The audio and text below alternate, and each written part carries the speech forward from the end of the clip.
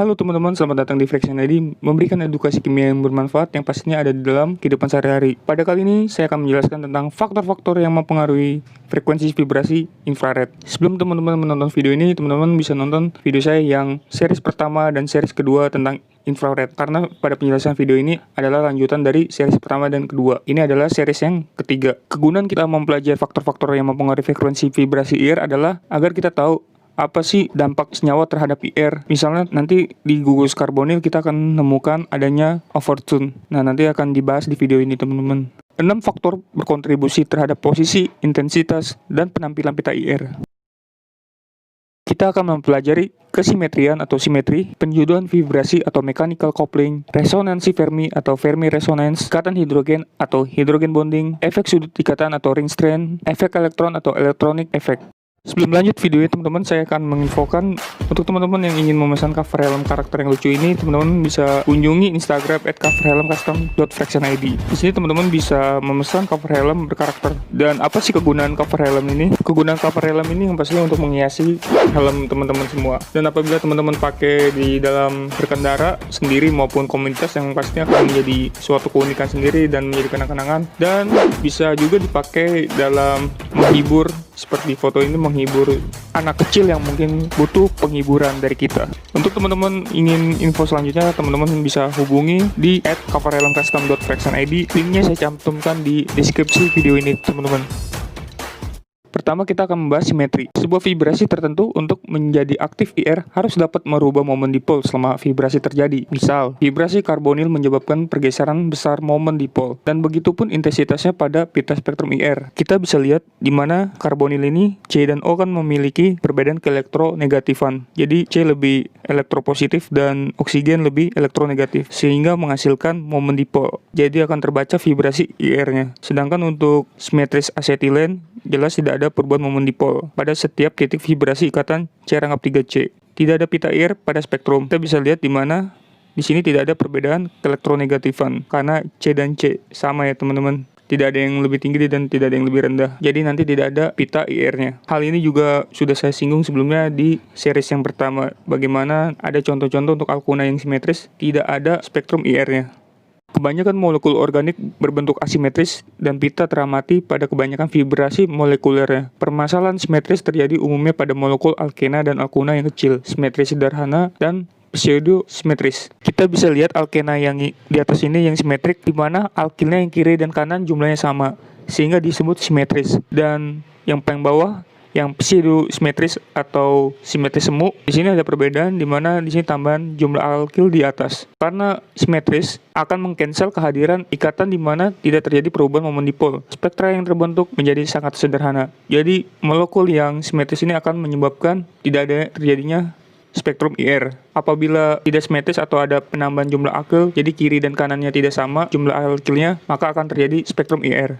Mechanical coupling. Pada molekul multiatomik tidak ada vibrasi terjadi tanpa mempengaruhi ikatan diantaranya. Hal ini menginduksi percampuran dan redistribusi status energi, menghasilkan tingkat energi baru, ada yang semakin besar dan ada yang semakin rendah frekuensinya. Bagian-bagian coupling harus memiliki tingkat energi yang mendekati agar terjadi interaksi maksimum. Contohnya CC dan CN yang mirip, CC dan HN tidak mirip. Tidak ada interaksi yang teramati bila bagian-bagian coupling terpisahkan oleh lebih dari dua ikatan. Coupling memerlukan vibrasi pada simetri yang sama. Misal bilangan gelombang terhitung dan teramati untuk kebanyakan ikatan C rangkap 2C sekitar 1650 cm/-1. Butadiena di mana dua sistem C rangkap 2C dipisahkan oleh satu ikatan C tanggal C. Pita teramati pada bilangan gelombang 1640 cm/-1.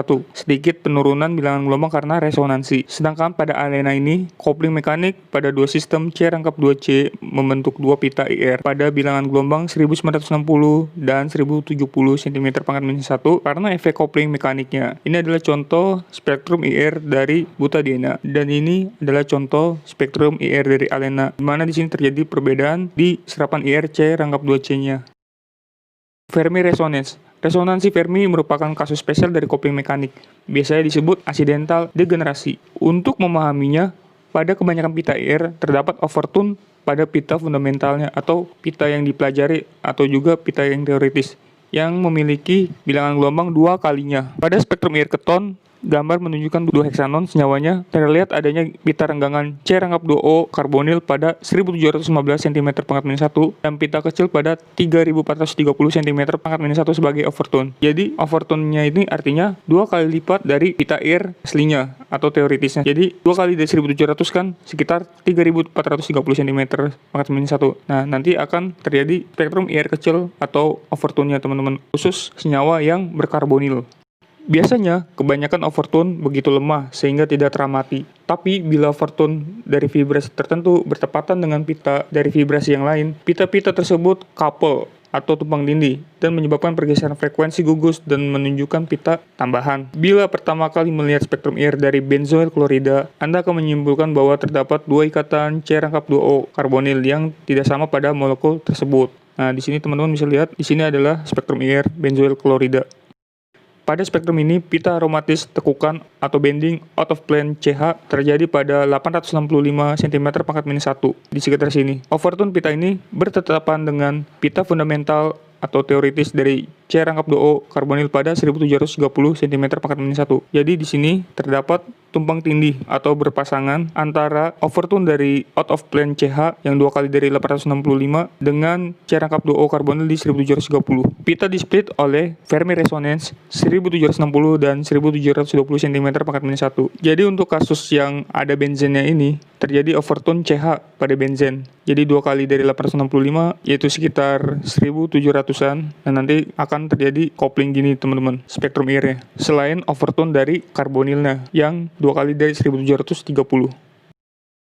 Umumnya teramati aldehide overtone dari CH bending pada 1400 cm/-1 selalu dalam Fermi resonance dengan stretching pada pita yang sama di 2800 cm/-1. Kita bisa lihat teman-teman di spektrum IR ini, dimana karena overtone dari CH bending 1400 kan 2 kalinya 2800. Jadi terjadi peak lagi teman-teman, peak overtone-nya. Untuk kasus yang aldehide, stretching NH dari C rangkap 2O karbonil NH pada poliamida muncul sebagai 2 pita pada 3300 dan 3205 cm/-1 juga dalam Fermi resonance dengan NH bending pada 1550 cm/-1.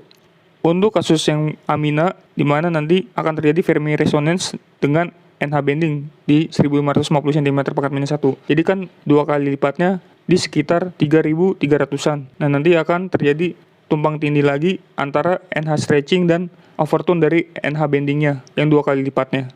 Hidrogen bonding atau ikatan hidrogen. Ikatan intermolekuler H bonding menunjukkan pelebaran pita IR karena kekuatan ikatan kontinuum yang dihasilkan dari autoprotolisis. Bandingkan 2 spektra IR dari 1 propanol, pertama dari sampel atau neat liquid, dan kedua dari fase gas. Perhatikan pelebaran pada OH stretching. Kita bisa lihat di mana spektrum IR pada fase gas hidroksilnya ini tidak terjadi pelebaran ya. Sedangkan di neat liquid terjadi pelebaran hidroksilnya. Beberapa senyawa pada penambahan efek intermolekuler untuk senyawa monomerik dapat membentuk dimer dan oligomer yang juga dapat teramati pada sampel neat liquid. Misalnya pada asam karboksilat terjadi pelebaran pita hidroksil stretching akan teramati sebagai pita monomer, dimer, dan oligomer. Dari spektrum IR ini kita bisa lihat teman-teman di mana gara-gara senyawa ini memiliki gugus karboksilat akan terjadinya ikatan hidrogen dengan molekulnya sendiri. Nah, di sini awalnya itu monomer lalu bergabung dengan asam benzoatnya lagi jadi dimer lalu jadi oligomer sehingga pita hidroksilnya akan sangat lebar sekali dari 2400 sampai 3400-an cm/-1 lebarnya ini teman-teman. 5. Ring strain. Frekuensi gugus fungsi tertentu dapat bergeser bila hibridisasi salah satu atomnya dipengaruhi oleh pembatasan sudut ikatan pada sistem cincin. Perhatikan pita C rangkap 2O karbonil pada senyawa sikloalkanon berikut. Kita bisa lihat sikloalkanon yang segitiga ini, segitiga kan sudutnya kecil ya teman-teman, sehingga frekuensinya akan tinggi. Semakin bertambahnya jumlah karbon menyebabkan sudutnya semakin lebih besar. Kita bisa lihat yang paling kanan ini jumlah karbonnya lebih banyak sehingga sudutnya lebih besar, sehingga frekuensinya tersebut akan lebih kecil sekali daripada yang sebelumnya. Sebelum membahas efek elektron, saya akan menjelaskan dulu pelajaran dari kimia organik fisik, yaitu efek induktif versus efek mesomeri atau resonansi. Hal ini sangat penting karena nanti akan dibahas bagaimana pertarungan antara efek induktif dan efek mesomeri untuk menentukan apakah vibrasi karbonilnya nanti berkurang atau naik. Efek induksi dapat diartikan sebagai kemampuan suatu gugus atau atom yang terikat dalam suatu molekul untuk menolak atau menarik elektron dibandingkan dengan atom hidrogen dalam molekul yang sama, sehingga terjadi polarisasi ikatan. Efek induksi bekerja melalui ruang dan ikatan sigma atau ikatan tunggal. Makin jauh letak gugus atau atom yang memiliki efek induksi, makin kecil pengaruhnya terhadap polarisasi ikatan. Di efek induktif, teman-teman akan menemukan simbol min I, yang artinya gugus itu adalah penarik elektron. Lalu plus I, itu artinya pendorong elektron. Jadi bisa dilihat di sini, makin kiri ke kanan, berarti dia akan makin mendorong elektron gugusnya. Efek resonansi atau R disebut juga efek mesomeri atau M, sama aja teman-teman. Seperti halnya efek induksi, efek resonansi juga terdiri dari efek resonansi positif atau plus R atau plus M simbolnya, dan efek resonansi negatif, simbolnya negatif R atau negatif M. Gugus atau atom dikatakan mempunyai efek plus R atau plus M jika arah pergeseran elektron menjauhi gugus atau atom tersebut. Gugus atau atom memberikan elektron. Bila pergeseran elektronnya menuju gugus atau gugus atau atomnya menarik elektron, maka gugus atau atom tersebut mempunyai efek resonansi negatif atau negatif R atau negatif M. Bisa dilihat contohnya ini teman-teman. Di kiri adalah simbol plus R atau pendorong elektron melalui mesomeri atau resonansi. Bisa juga simbolnya plus M, di mana kita bisa lihat elektron bebas siklor ini diberikan ke benzen. Lalu yang amina juga elektronnya nitrogen ke benzen. Yang hidroksil yang bawah juga diberikan, lalu ke alkena. Sedangkan kalau yang penarik elektron melalui mesomeri atau resonans yang simbolnya min R, elektron dari alkena ketarik ke nitrogen. Ini adalah gugus nitrogen dioksida. Nitrogen dioksida ini adalah penarik elektron melalui resonansi. Lalu yang gugus aldehid juga penarik elektron. Gugus karboksilat juga penarik elektron melalui resonansi.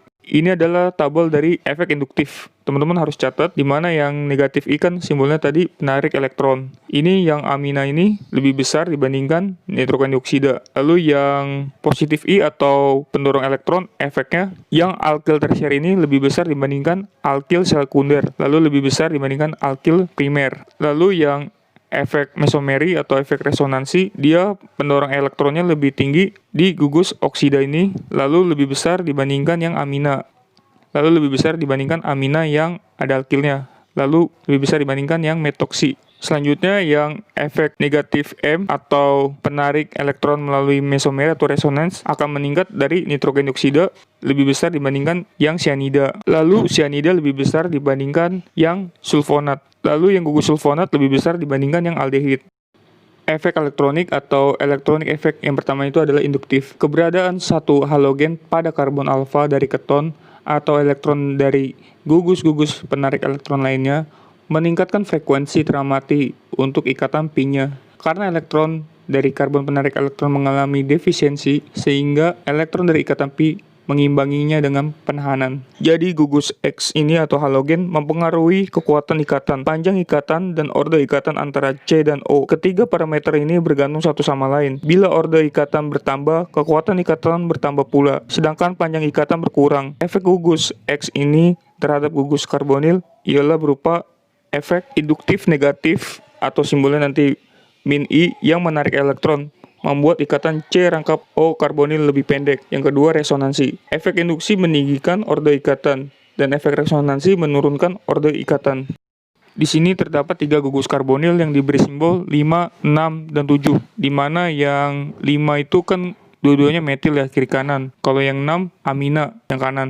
Kalau yang 7, klor yang kanan. Kita bisa lihat nilai frekuensi karbonil di mana yang lebih besar itu angka 7 lebih besar dibandingkan yang 5, lebih besar dibandingkan yang 6. Dan kita bisa lihat di kanan di mana gugus amina itu adalah gugus pendorong elektron dalam mesomeri atau resonance, tapi dia penarik elektron juga. Karena pendorong elektron mesomerinya lebih besar dibandingkan penarik elektronnya, membuat frekuensi karbonilnya lebih kecil dibandingkan yang diinduksi oleh klor. Di mana klor ini, walaupun dia pendorong elektron dalam mesomeri atau resonansi, tapi dia penarik elektron yang sangat kuat, sehingga efek pendorong elektron dalam resonansinya lebih kecil dibandingkan penarik elektronnya. Hal ini menyebabkan gugus karbonil yang terinduksi oleh klor lebih tinggi dibandingkan gugus karbonil yang terinduksi oleh amina. Untuk efek induksi dan mesomeri sudah dijelaskan sebelumnya. Teman-teman bisa lihat sebagai acuan yang mana paling kuat gugusnya. Apakah dia lebih kuat di induksinya atau mesomerinya. Karena gugus klor itu adalah penarik elektron yang kuat, sehingga membuat oksigen di karbonilnya itu panjang ikatannya semakin berkurang. Kalau panjang ikatannya makin berkurang, maka kekuatan ikatannya atau konstanta K itu akan naik. Kalau di hukum Hooke kan, kalau konstanta K-nya naik, maka frekuensi vibrasinya juga naik. Itulah menyebabkan mengapa kalau karbonil terinduksi dengan klor, lebih tinggi frekuensi vibrasinya dibandingkan dengan amina, karena amina ini pendorong mesomerinya lebih besar dibandingkan penarik elektron di induksinya. Kedua, efek elektronik yang resonansi. Salah satu efek yang sering teramati, kontribusi dari kekurangan salah satu bentuk resonansi yang baik pada sistem tangennum menyebabkan kehilangan beberapa kekuatan ikatan pi yang terlihat sebagai penurunan pada frekuensi teramati. Kita bisa lihat akibat karbonil ini berdekatan dengan resonansi dari cincin benzen ini akan menyebabkan gugus karbonilnya ini terbaca lebih rendah, sekitar 1684 cm/1 dibandingkan karbonil yang agak jauh dari resonansi cincin ini, sehingga lebih tinggi 1715 cm/1 frekuensi karbonilnya. Hal tersebut terjadi karena efek resonansi akan membuat frekuensi karbonil akan menjadi menurun. Pada penambahan sistem terkonjugasi, beberapa kontributor resonansi mengalami out of sync dan tidak beresonansi dengan gugus fungsinya. Kita bisa lihat di sini terdapat gugus keton. Di sini karbonilnya dekat dengan ikatan benzen sehingga bisa beresonansi. Apabila terdapat gugus X yang berkontribusi, misalnya di sini ada NH2, CH3, Cl dan NO2. Misalnya di sini contohnya NH2. Gugus amina atau NH2 itu sebagai gugus pendorong elektron di mesomeri atau resonansi yang bagus, sehingga terjadi resonansi yang kuat. Sedangkan gugus NO2 atau nitrogen dioksida itu tidak bagus sebagai resonansi, atau dia sebagai kontributor resonansi yang lemah. Gugus nitro itu menarik semua elektron, sehingga frekuensi karbonilnya yang amina ini akan lebih kecil dibandingkan yang gugus nitronya frekuensinya. Yang selanjutnya, efek elektron yang sterik. Perhatikan contoh berikut. Kita bisa lihat contoh yang di kiri ini, di mana tidak terdapat gugus alkil di sistem terkonjugasinya, sedangkan yang kanan terdapat gugus alkil di sistem terkonjugasinya. Sehingga karbonilnya memiliki frekuensi 1686 cm/1, dan yang karbonil yang ada gugus alkilnya ini menyebabkan frekuensi akan lebih tinggi, yaitu sekitar 1693 cm/1. Kehadiran gugus metil yang misalins pada sistem terkonjugasi dan resonansi tidak terjadi secara efisien. Efek-efek dari induksi, resonansi, dan sterik merupakan kasus spesifik dan dapat memberikan informasi yang sangat penting tentang struktur elektronik suatu molekul. Efek medan atau field effect. Efek medan ialah efek listrik dengan mekanisme induksi melalui ruang atau pelarut, bukan melalui ikatan seperti efek induksi atau efek elektron. Sebagai gambaran, pada struktur senyawa sikloheksanon yang digambarkan dengan konformasi kursi, posisi-posisi gugus substituen ada dua macam, yaitu aksial dan ekuatorial. Bisa dilihat teman-teman gambarnya. Sikloheksanon, di mana kalau yang menghadap ke atas itu aksial dan yang miring itu ke bawah adalah ekuatorial simbolnya. Pengaruh efek medan terlihat pada kasus berikut. Apabila terdapat gugus alfa kloroketon dalam steroid, nilai frekuensi CO karbonil akan dipengaruhi oleh posisi gugus alfa klor, apakah aksial atau ekuatorial. Posisi klor ekuatorial akan menyebabkan nilai frekuensi karbonil lebih tinggi dibandingkan jika posisi klor aksial. Ekuatorial ini mendekati gugus karbonil. Sebab klor dengan posisi ekuatorial akan menyebabkan terjadinya interaksi yang lebih kuat dengan gugus karbonil yang sama-sama elektronegatif, sehingga menguatkan frekuensi vibrasi. Efek ini berlawanan dengan antaraksinya dengan proton atau ikatan hidrogen. Efek medan juga terjadi pada senyawa ortokloroalkil benzoat dengan bentuk konformasi berikut. Bisa dilihat di gambar yang kiri di mana oksigen di karbonil tidak mendekati gugus klor, jadi tidak ada efek medan. Apabila gugus oksigen dalam karbonil mendekati gugus klor, maka akan terjadi efek medan, sehingga frekuensinya akan lebih tinggi bila mendekati oksigen di karbonil dengan klor. Adanya perbedaan nilai frekuensi karbonil dari kedua konformer ini menjadi suatu bukti bahwa efek medan ada pengaruhnya.